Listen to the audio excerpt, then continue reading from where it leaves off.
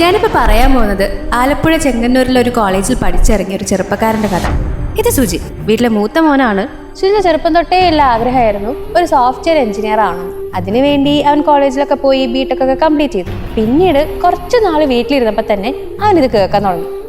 വീട്ടുകാർക്കല്ല പ്രശ്നം, അല്ലാതെയുള്ള family members ചോദിക്കും, മോൻ ഇത്ര അതിൽ എന്താ ജോലി കയറാത്ത.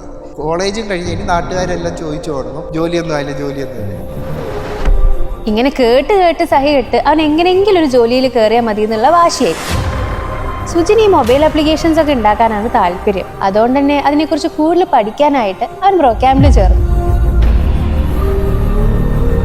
അങ്ങനെ അവൻ 1 വർഷം കൊണ്ട് തന്നെ ഇതെല്ലാം പഠിച്ച് അവൻ ആഗ്രഹിച്ചൊരു ജോലിയിൽ കയറി. അന്ന് അവനെ പുച്ഛിച്ചവരോടും അവനൊന്നും പറയാണ്ടായിരുന്നില്ല. പക്ഷെ ഇപ്പൊ എനിക്ക് ഡയറക്റ്റ് ആരോടെങ്കിലും പറയാം ഞാനൊരു സോഫ്റ്റ്വെയർ എഞ്ചിനീയറാണ്. ആ ഒരു ലെവലിലേക്ക് എനിക്ക് എത്താൻ പറ്റും.